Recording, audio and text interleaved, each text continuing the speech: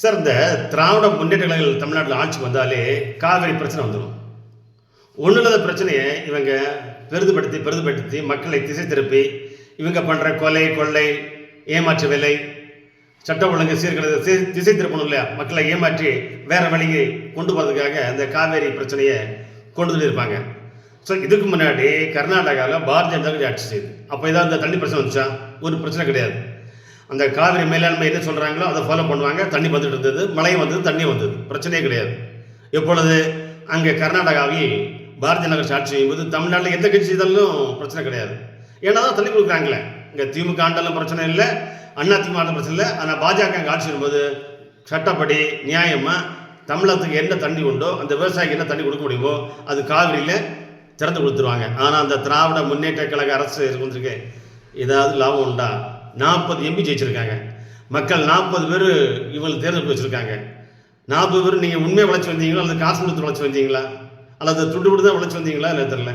Sir, நீங்கள் நேர்மையாக வெற்றி பெற்றிருந்தா இந்த மக்களுக்கு ஏதாவது நீங்கள் சேவை பண்ணலாம், ஒரு பணி பண்ணலாம் அல்லது போராடலாம். நீங்கள் நேர்மையாக உழைக்கல, நேர்மையாக வெற்றி பெறலை, காசு கொடுத்து லஞ்சம் கொடுத்து ஓட்டுக்கு காசு கொடுத்து 40 எம்பி வெற்றி பெற்றதுனால நீங்கள் நாடு என்ன போனா என்ன, விவசாயி சளிச்சா என்ன, விவசாயி நாசமாக போனா என்ன, செத்தா என்னன்னு இருக்கிறீங்க. விவசாயி தண்ணி இல்லாமல் கஷ்டப்படுறான், விவசாயத்துக்கு தண்ணி இல்லை. கர்நாடக அரசில் அங்கே ஒரு அனைத்து கட்சி கூட்டம் போட்டாங்க. அதை நீங்கள் காப்பி அடித்து அது ஒரு கண் துடைப்புக்காக நீங்கள் தமிழ்நாட்டிலே ஒரு அனைத்து கட்சி கூட்டம் போடுறீங்க. அந்த கூட்டம் என்ன பண்ணுறீங்க? ஒன்றிய அரசு தலையிட வேண்டும், ஒன்றிய பிரதமர் தலையிட வேண்டும். எதற்கெடுத்தாலும் ஒன்றியம் சொல்கிறீங்கல்ல. நீங்கள் இந்தியா கூட்டணியில் இருக்கிறீங்க, 30 கட்சிக்கு மேலே இருக்கிறீங்கல்ல. 30 கட்சி என்ன பண்ணுறீங்க? நீங்கள் 30 கட்சி கூட்டணி. தமிழ்நாட்டில் திராவிட முன்னேற்ற கழகம் ஆட்சியில் இருக்குது, ஆளுங்கட்சியாக இருக்கிறது. கர்நாடகாவில் காங்கிரஸ் கட்சி கர்நாடக ஆட்சியில் இருக்குது. ரெண்டு பேருமே ஆளுங்கட்சியாக இருக்கிறீங்க. காங்கிரஸ் கட்சியும் ஆளுங்கட்சியாக இருக்குது, திராவிட முன்னேற்றமும் ஆளுங்கட்சியாக இருக்குது. ரெண்டு பேருமே ஆளுங்கட்சியாக இருக்கிறீங்க. இந்திய கூட்டணியில் இருக்கிறீங்க, 30 பேர் இருக்கிறீங்க. சார், உட்காந்து தமிழ்நாட்டுக்கு வந்து காவிரியில் தண்ணி வாங்கி தரக்கூடாதா? தமிழகத்தில் 40 எம்பியில் ஒரு 2 எம்பியை நீங்கள் கர்நாடகா கூடாதா? அல்லது நம்முடைய முதலமைச்சர் திரு முத்துவேல் கருணாநிதி ஸ்டாலின் அவர்கள் அங்குள்ள முதலமைச்சர் சீதாராமன் ஒரு ஃபோனில் பேசலாமா, ஒரு செல்ஃபோனில் பேசலாமா, ஒரு கடிதம் எழுதலாமா, ஒரு கோரிக்கை வைக்கலாமா? அல்லது அவங்க தண்ணி தரலான்னா காங்கிரஸ் கட்சியுடைய தேசிய தலைவர் இருக்காரு திரு மல்லிகார்ஜுன் கார்கே அவரோட முறையிடலாமா? அல்லது ராகுல் காந்தி சொல்லலாமா? அல்லது சோனியா காந்தி அந்த அம்மாவுடைய சொல்லியாவது நீங்கள் தண்ணி கேட்கலாம்ல. ஒன்றுமே பண்ணாமல் நீங்கள் அரசியல் பண்ணுறீங்க. இந்த 40 பாராளுமன்ற உறுப்பினர்களும் நீங்கள் பாராளுமன்றம் போகிறீங்க இல்லையா, அங்கே ஒரு ஆர்ப்பாட்டம் பண்ணலாம்ல. ஒரு நீங்கள் கொடி பிடிக்கலாம், ஒரு பலகை பிடிக்கலாம், ஒரு பதகை பிடிக்கலாம். அல்லது நீங்கள் காந்தியடிகள் சிலைக்கு முன்னாடி இருந்து ஒரு போராட்டம் பண்ணலாம், ஒரு உண்ணாவிரதம் பண்ணலாம், ஒரு அறப்போராட்டம் பண்ணலாம். இதை பண்ணுறீங்களா? ஒன்றும் பண்ணுறதில்ல. நீங்கள் 40 பாராளுமன்ற உறுப்பினரும் மக்களை ஏமாற்றி மக்களுக்கு காசு கொடுத்து நீங்கள் வெற்றி பெற்றுக்கிட்டு மக்களுக்கு சேவை பண்ணாமல் அங்கே உட்காந்து பார்லிமெண்ட்டில் உட்காந்து கேண்டீனில் உட்காந்து வடையும் பஜ்ஜியும் போண்டாவும் டீயும் இப்படி தான் போகிறீங்களா? மக்களுக்காக ஒரு வார்த்தை நீங்கள் பாராளுமன்றத்தில் பேச மாட்டீங்களா? 40 எம்பிகள் ஒன்று சேர்ந்து தமிழ்நாட்டில் தண்ணி வேண்டும் என்று நீங்கள் அங்கே குரல் கொடுக்க மாட்டீங்களா? பாராளுமன்றம் எதுக்கு போகிறீங்க? 30 கட்சி இருக்கிறீங்கல்ல, ஒன்றாந்து இருக்கிறீங்க, கூட்டணி கட்சி ஆட்சி வரும், ஆட்சி வந்து நீங்கள் இப்போ பண்ணுறீங்கல்ல, எதுக்கு ஆட்சி என்ன பண்ண போகிறீங்க? தமிழ்நாட்டை இந்தியா கொள்ளடிக்க போகிறீங்களா? நாட்டை ஏமாற்ற போகிறீங்களா? ஊழல் பண்ண போகிறீங்களா?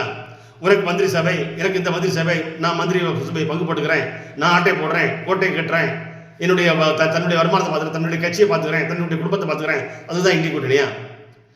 நீங்களும் ஒரு 230 பேர் இருக்கிறீங்களா? எதுக்கு இருக்கிறீங்க? எல்லா கூட்டணி சேர்ந்து ஏதாவது ஒரு வேலை பண்ணிக்கலாம் சார். தமிழ்நாட்டு பிரச்சனை, வாழ்வாதார பிரச்சனை, விவசாய பிரச்சனை, சாப்பாடு பிரச்சனை. சார், தண்ணி நீங்கள் வாங்கி கொடுக்கலாம்ல.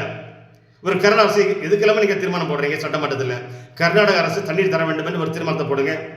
அல்லது கர்நாடக அரசு தண்ணீர் தரவில்லை என்றால் கர்நாடக மாநில அரசை டிஸ்மிஸ் செய்ய வேண்டும் என்று ஒரு தீர்மானத்தை போடுங்க. உங்களுக்கு தில்லு இருக்குல்ல, திராணி இருக்குல்ல, திமிர் இருக்குல்ல, வாய்க்கிலே பேசுறீங்களா? செய்வீங்களா? நீங்க தண்ணி தராட்டா மத்திய அரசு கர்நாடக அரசை டிஸ்மிஸ் பண்ண வேண்டும் என்று ஒரு நீங்க தீர்மானத்தை போடுங்களேன் சட்டமன்றத்தில். சார், நீங்க ஒரு கண் துடைப்புக்காக மக்களை ஏமாற்றுவதற்காக ஒரு நீங்க அனைத்து கட்சி கூட்டத்தை போடுறீங்க. தமிழ்நாட்டில் எல்லா பொருளும் விலையேற்றிட்டீங்க. பால் விலை ஏற்றியாச்சு, சொத்து வரி ஏறியாச்சு, மின் கட்டணம் 3வது விலை ஏற்றியாச்சு, சொத்து வரியினுடைய கூட்டுத்தொகை ஏறியாச்சு, விலைவாசிகள் எல்லாம் ஏறிடுச்சு, நீங்கள் மளிகை பொருள் எல்லாம் ஏறிச்சு, கல் மண் ஜல்லி சிமெண்ட் கம்பி எல்லாம் விலை ஏறிச்சு, எல்லா பொருளும் விலை ஏறிச்சு. கொலை கொள்ளை டெய்லி அங்கே ஒரு திருநெல்வேலூர் கொலை, சென்னையில் கொலை, மதுரையில் கொலை, கட்சி தலைவர்களை நீங்கள் கொலை பண்ணுறீங்க. ஆனால் ஆட்சி சரி சிறப்பாக இருக்குதா? லா அண்ட் ஆர்டர்ஸ் ஒழுங்காக இருக்குதா? சட்ட ஒழுங்கு பாதுகாக்கப்படுகிறதா? டெய்லி கொலை கொற்பழிப்பு, கால் கடத்தல், ஊழல், லஞ்ச பணம், அமைச்சர் 2 பேர் உள்ளே போயிட்டு வந்திருக்காங்க. இன்னொருத்தர் பெர்மனண்டாக உள்ளே உட்காந்துருக்காரு. சார் தண்ணி கொண்டு வாங்க சார். ஏழை எளிய மக்கள் சார், விவசாயிகள் சார், தண்ணியே கொண்டு வராமல் நீங்கள் மக்களை ஏமாட்டாதீங்க சார். 40 எம்பி இருக்கிறீங்கல்ல சார், 40 எம்பி நீங்கள் பாராளுமன்றத்தில் இதை குரல் கொடுக்கலாம்ல. மக்களிடம் நீங்கள் ஜெயிச்சு போகிறீங்க. நீங்கள் நேர்மை ஜெயிக்கல சார். நீங்கள் நேர்மை ஜெயிச்சிருந்தீங்கன்னா உங்களுடைய அந்த வழி தெரியும். நீங்கள் போராடி இருப்பீங்க.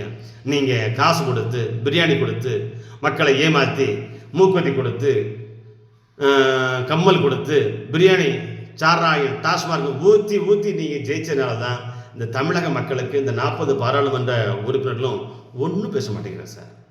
சார் ஏதாவது ஒரு குரல் கொடுக்கலாம்ல.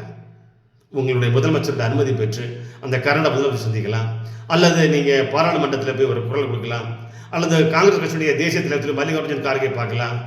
எதற்கெடுத்தாலும் ஸ்டாலின் அவர்கள் ராகுல் காந்திக்கு இனிப்பு கொடுக்குறாரு இல்லையா, இனிப்பு விடுறாரு இல்லையா. இந்த தமிழகத்தினுடைய இவர் ஒருத்தர் இருக்கிறார், யாரு, செல்வ பெருந்தகை, ஒன்றா கத்திட்டு இருக்கிறாரு. அவரு போய் பேசலாம்ல சார். தண்ணி கொடுங்க சார். ஏழை எளிய விவசாயி தண்ணீரில் கஷ்டப்படுறான் சார். திமுக ஆட்சிக்கு வந்தாலே பிரச்சனை சார். சார் ரொம்ப கையெடுத்து ரொம்ப பவியமாக கேட்டுது சார். தண்ணி வாங்கி கொடுங்க சார். 40 எம்பிக்களும் ஏதாவது ஒரு வார்த்தை பேசுங்க சார். பாராளுமன்றத்தில் குரல் கொடுங்க சார். நீங்கள் 30 பேர் இருக்கிறீங்க இண்டி கூட்டணியில், எதுக்கு இருக்கிறீங்க சார்? இந்த நாட்டை காப்பாற்றுங்க சார். இல்லைன்னா நீங்கள் கரைச்சிட்டு போயிடுங்க சார். நாங்கள் வேற யாரையும் பார்த்துக்குறோம். ஜெயிச்சுக்கிட்டு நீங்கள் ஒன்றும் பண்ணலைன்னா அந்த மக்களை ஏமாற்றி வர்றது தப்பு இல்லையா? 2019 ஜெயிச்சிங்க, 2024 ஜெயிச்சிங்க, ஆண்டுகிட்டு இருக்கிறீங்க, அங்கேயே ஆண்டுகிட்டு இருக்கேன். 2 ஆண்டுகிட்டு இருக்க கட்சியை நீங்கள் தள்ளி தரலன்னா நீங்கள் மத்தியில் ஆட்சிக்கு வந்து என்ன செய்ய சார் போகிறீங்க? மக்களை ஏமாற்ற போக போகிறீங்க. அது வேணுமா? செய்யாதீங்க சார். தண்ணி வாங்கி கொடுங்க சார். காவிரியில் பிரச்சனை தீருங்க சார். அனைத்து கட்சி கூட்டம் போட்டு சும்மா ஏமாற்றாதீங்க சார். எது உருப்படியான காரியமோ அதை செய்யுங்க சார். மக்களை திசை திருப்பாமல் 2 பேரும் நீங்கள் ஆளுங்கட்சி இருக்கிறீங்க. நீங்கள் கர்நாடகம் சொல்லுங்கள், அதனுடைய முதலமைச்சர் சந்தியுங்கள், அல்லது ஒரு கடிதம் எழுதுங்கள், அல்லது அவரை நேரில் சந்திக்க ஒரு 2 நபர்களை அனுப்புங்கள், அல்லது காங்கிரஸுடைய டெல்லிக்கு சொல்லுங்க.